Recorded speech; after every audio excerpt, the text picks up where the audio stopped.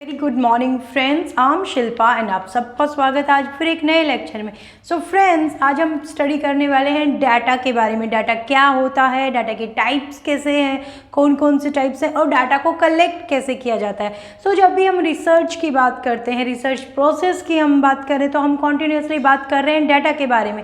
सो हमें ये समझना बहुत ज़रूरी है कि डाटा क्या और किस टाइप का होता है और कैसे इसको कलेक्ट किया जाता है। तो चलिए आज समझते हैं और लेक्चर की शुरुआत करने से पहले हमेशा की तरह एक बार अपने रेजोल्यूशन को पक्का कर लेते हैं, जो है net JRF June 2022 with AIR। और इन्हीं सभी पॉजिटिव अफर्मेशंस के साथ आज के लेक्चर की शुरुआत करते हैं। सो फ्रेंड्स, डाटा क्या है? Data is defined as the information used to represent the facts। यानी इसमें दो चीज़ें आई हैं।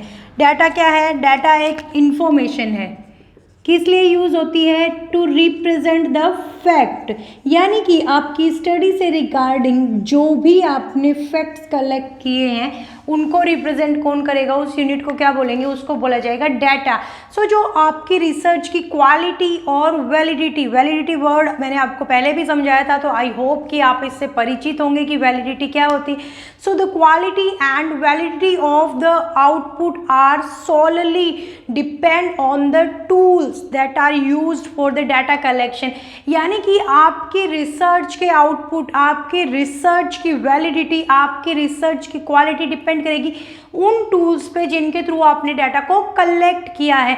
सो data is very important here कि यहाँ पे बहुत ज़रूरी है कि आप एक अच्छी ऑथेंटिक रिसर्च कर रहे हैं तो आप कौन सा डाटा कलेक्ट कर रहे हैं, कैसे कलेक्ट कर रहे हैं, ये सब बहुत इंपॉर्टेंट हो जाता है यहाँ पे। तो चलिए समझते हैं डाटा कितने टाइप्स का होता है। So data, this is your data. So data can be primary, data can be secondary, data can be quantitative, data can be qualitative,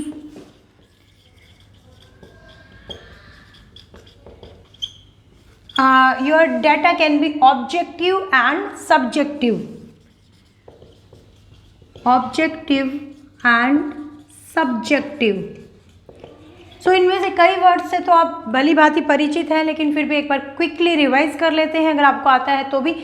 primary data क्या होता है? प्राइमरी डाटा वो डाटा है जो रिसर्चर ने खुद पहली बार अपनी रिसर्च के लिए कलेक्ट किया है। यहाँ पे ज़रूरी नहीं है कि प्राइमरी डाटा सिर्फ रिसर्चर ही कलेक्ट करेगा, प्राइमरी डाटा कोई भी कलेक्ट कर सकता है। सपोज कोई कंपनी है, कोई कंपनी अपने एनुअल डाटा पब्लिश करती है, तो जो कंपनी पब्लिश कर रही है उस कंपनी के लिए ये डाटा है प्राइमरी डाटा। सेकेंडरी डाटा क्या होता है? Secondary data is the readymade data, जो डाटा पहले से ही अवेलेबल है और हम उसको उठाकर अपनी स्टडी के लिए यूज़ कर रहे हैं। सपोज उसी कंपनी का एग्जांपल लेते हैं जिसने अपनी फाइनेंशियल शीट्स को पब्लिश किया है। सपोज आरबीआई की ही हम बात करें, आरबीआई ने जब अपने डाटा को पब्लिश किया तो आरबीआई के लिए ये था प्राइमरी डाटा। अब और कोई कंपनी और कोई लाइक रिसर्चर कहेंगे और कोई पर्सन उसको यूज़ कर रहा है तो उसके लिए ये बन जाएगा सेकेंडरी डाटा। फिर आता है आपका क्वांटिटेटिव डाटा। क्वांटिटेटिव का मतलब क्या है? कि जिसमें नंबर्स का यूज़ होता है, नंबर्स आर यूज्ड। तो ऐसा डाटा जिसमें नंबर्स का यूज़ हुआ वो होता है आपका क्वांटिटेटिव डाटा। सो क्वांटिटेटिव डाटा में क्या होगा कि जितने भी न्यूमेरिकल डाटा होगा ये, so numerical data is used to represent the quantitative term. And qualitative data क्या है? Qualitative data is your non numeric data.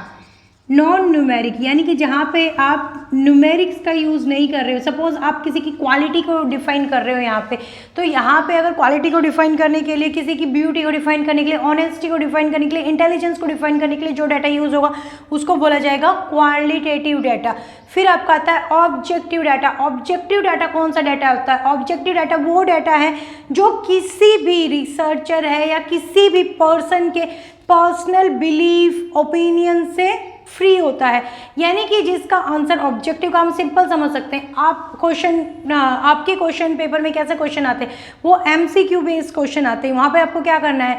वहाँ पे आपको एक ऑप्शन चूज करना होता है। वो ऑप्शन आइदर सही होगा या गलत होगा, उसमें कहीं पे भी बीच की संभावना नहीं होती कि कुछ हद तक सही है कुछ हद तक गलत है। सो जहाँ पे कोई किसी का ओपिनियन, बायसनेस फ्री हम इसको डिनोट करते हैं, इसका कीवर्ड है बायसनेस फ्री। ये वर्ड आपको काफ़ी जगह पे आपके पेपर में देखने को मिलेगा, objective word. So it is very important कि इन छोटी छोटी टर्म्स से हमें वाकिफ़ होना चाहिए। फिर आएगा आपका सब्जेक्टिव डाटा। कौन सा होता है सब्जेक्टिव डाटा? वो डाटा है जो रिसर्चर के पर्सनल ओपिनियन, रिसर्चर के पर्सनल बिलीव से यहाँ पे इन्फ्लुएंस्ड होता है। यानी कि देखिए, जब हम कॉलेज में एग्जाम देते हैं तो हमें कैसे क्वेश्चंस लिखने के लिए आते हैं? हमें क्वेश्चंस लिखने के आते हैं 14 नंबर में हमें क्वेश्चन लिखने, 16 नंबर में हमें क्वेश्चंस लिखने। सो उन क्वेश्चंस में हम क्या करते हैं, जो हमें सही लगता है हम वो लिखते हैं। फिर जो चेकर को सही लगता है फिर चेकर उसके अकॉर्डिंग आंसर देता है। तो यहाँ पे क्या है, अगर हमें सही लगा हमने वो लिख दिया, और वो चेकर को अगर सही नहीं लगा तो वहाँ पे वो आपके मार्क्स कट कर लेते हैं। तो यहाँ पे क्या है, सब्जेक्टिविटी इज इन्वॉल्व। तो जहाँ पे पर्सनल बायसनेस इन्वॉल्व है वो डाटा है आपका subjective data. So I hope this is clear now कि प्राइमरी डाटा क्या है, सेकेंडरी डाटा क्या है, क्वान्टिटेटिव डाटा क्या है, क्वालिटेटिव डाटा क्या है, ऑब्जेक्टिव डाटा क्या है और सब्जेक्टिव डाटा क्या है। So friends, now we will discuss about the methods of collecting the data. So data को collect करने के लिए बहुत सारे methods use होते हैं। जब हम methods की बात करते हैं तो उस context में हम दो ही डाटा की बात कर रहे हैं mainly। यहाँ पे हम बात कर रहे हैं प्राइमरी डाटा की और दूसरी हम बात कर रहे हैं सेकेंडरी डाटा की। तो चलिए समझते हैं इनको कलेक्ट करने के मेथड कौन कौन से हैं। Methods of collecting data. देखिए, अभी हमने समझ लिया है कि प्राइमरी डाटा क्या है, सेकेंडरी डाटा क्या है। सो आप अच्छे से यहाँ पे उस चीज़ को एसोसिएट कर सकते हैं। यहाँ पे आपका प्राइमरी डाटा आपको पता है जो पहली बार कलेक्ट किया जा रहा है। दूसरा है आपका सेकेंडरी डाटा। तो यहाँ पे फ्रेंड्स एक चीज़ मैं आगे बढ़ने से पहले आपको बताना चाहूँगी कि इनके प्रोज और कॉन्स क्या क्या है। प्राइमरी डाटा को अगर आप कलेक्ट करते हैं तो उसके आपके फ़ायदे क्या हैं, आपकी स्टडी के अकॉर्डिंग आपको डाटा मिल जाता है। दूसरा, आपको एकदम प्योर डाटा मिलता है, यानी कि यहाँ पे कोई मिक्सिंग नहीं होती, जैसा आपको चाहिए ऑनेस्ट डाटा है, जेन्युइन डाटा यहाँ पे आपको मिलता है। लेकिन इसके कुछ कॉन्स भी हैं। तो कॉन्स क्या है इसके? एक तो पहली बात तो प्राइमरी डाटा को कलेक्ट करना बहुत टाइम कंज्यूमिंग है, एक्सपेंसिव भी बहुत है, एंड समटाइम्स कि कई बार फिजिबल भी नहीं होता है कि आप किसी भी स्टडी के रिगार्डिंग प्राइमरी डाटा कलेक्ट कर पाए। तो वहाँ पे आपको सेकेंडरी डाटा से काम चलाना पड़ता है। सेकेंडरी डाटा कलेक्ट करने के क्या फ़ायदे हैं? बहुत इजीली अवेलेबल है, कुछ मेहनत नहीं करनी, रेडीमेड अवेलेबल है। आप वेबसाइट्स पे जाइए, आप न्यूज़पेपर से उठाइए, आप पब्लिश्ड रिपोर्ट से उठा लीजिए, आपको इजीली मिल जाता है, कोई ज़्यादा टाइम नहीं लगेगा, कोई ज़्यादा खर्चा नहीं लगेगा। लेकिन इसके कुछ नुकसान भी हैं। तो इसके नुकसान क्या हो सकता है? जो डाटा आपको मिल रहा है वो इतना ऑथेंटिकेटेड नहीं है। सेकेंड, वो आपकी स्टडी को, आपकी रिसर्च को कितना सूट कर रहा है ये भी आपको यूज़ करने से पहले उसको जांचना पड़ेगा। तो ठीक है, आपने समझ लिया प्राइमरी डाटा और सेकेंडरी डाटा को यूज़ करने के क्या नुकसान और क्या फ़ायदे। अभी हम समझेंगे कि इनको इकट्ठा करने के सोर्सेज क्या हैं। तो प्राइमरी डाटा को सबसे पहले आप इकट्ठा कर सकते हैं ऑब्जर्वेशन मेथड से। ऑब्जर्वेशन क्या है? ऑब्जर्वेशन का मतलब है देख के, मतलब ऑब्जर्व करके। तो ऑब्जर्व करके देख के ये किस किस तरीके से हो सकता है? तो पहला हो सकता है आपका स्ट्रक्चर्ड ऑब्जर्वेशन। देखिए, यहाँ पे कुछ ज़्यादा समझने के लिए नहीं है, लेकिन ये जो वर्ड्स हैं इनका एक एक का मीनिंग आपको क्लियर होना चाहिए। सो ये क्या है? ये हो सकती है आपकी स्ट्रक्चर्ड ऑब्जर्वेशन। स्ट्रक्चर्ड ऑब्जर्वेशन आपको पता है, स्ट्रक्चर मतलब जो कि पहले से ही जिसका सब कुछ एक एक स्टेप प्री डिफाइंड होता है। आपने यहाँ पे पहले से डिसाइड कर लिया है कि मैं यहाँ मॉल में जाऊँगा, इतने बजे से लेके इतने बजे तक जाऊँगा, यहाँ पे खड़े होके इस पॉइंट से मैं लोगों को ऑब्जर्व करूँगा, क्या क्या मुझे ऑब्जर्व करना है, कैसे कैसे मुझे ऑब्जर्व करना है, सब कुछ प्री डिफाइंड होता है यहाँ पे। फिर आपकी आएगी non structured observation. Non structured, इसी का ही अपोजिट नॉन स्ट्रक्चर्ड ऑब्जर्वेशन क्या है? जिसमें कुछ भी पहले से डिसाइडेड नहीं है, लेकिन आपको जैसे जैसे एक्सट्रीमली जैसे जैसे क्लू मिलते हैं आप अपनी ऑब्जर्वेशन को अकॉर्डिंगली यहाँ पे करते जाते हैं। जैसे अगर यहाँ पे मैं बात करूँ स्ट्रक्चर्ड ऑब्जर्वेशन की, तो ये किस स्टडी में यूज़ होती है? ये यूज़ होती है मेनली आपकी डिस्क्रिप्टिव काइंड ऑफ स्टडी में, और नॉन स्ट्रक्चर्ड ऑब्जर्वेशन यूज़ होती है आपकी एक्सप्लोरेटरी काइंड ऑफ स्टडी में, जहाँ पे आप कुछ एक्सप्लोर कर रहे हैं, जहाँ पे आपकी प्रॉब्लम पहले से डिफाइन नहीं है, आप किसी नए इशू पे काम कर रहे हैं, तो वहाँ पे आप कुछ भी स्ट्रक्चर्ड नहीं कर सकते। थर्ड है आपका पार्टिसिपेंट ऑब्जर्वेशन। पार्टिसिपेंट ऑब्जर्वेशन क्या होती है? जहाँ पर रिसर्चर खुद उसका जिसको ऑब्जर्व कर रहा है उनका पार्ट होता है। जैसे कि हमने पढ़ा था कि इम्पीरिकल रिसर्च में यहाँ पे या फिर एथनोग्राफी काइंड ऑफ रिसर्च में जहाँ पे किसी कल्चर की स्टडी की जा रही है, जहाँ पे किसी नए फिनोमेना की स्टडी की जा रही है, तो वहाँ पे क्या करता है रिसर्चर, खुद उन लोगों का बीच में रहता है, उन लोगों को उनके बीच में रहते हुए ऑब्जर्व करता है। फिर आपकी आती है नॉन पार्टिसिपेंट। नॉन पार्टिसिपेंट इसी का ही उल्टा हो जाएगा। नॉन पार्टिसिपेंट यानी कि वो पार्टिसिपेंट नहीं होता है लेकिन वो ऑब्जर्व उनको बाहर रह के करता है। मतलब कोई भी कम्युनिटी है, कोई भी आप बोलेंगे कि ग्रुप ऑफ पीपल है, वो उनके बाहर रहता है और उनको ऑब्जर्व करता है। फिर एक वर्ड आता है यहाँ पे डिसगाइज्ड ऑब्जर्वेशन। डिसगाइज्ड मतलब यहाँ पे छुपी हुई। ये देखिए एक एक वर्ड का मीनिंग आपको पता होना चाहिए। डिसगाइज्ड का मतलब होता है कि छुपा हुआ, गुप्त रूप से।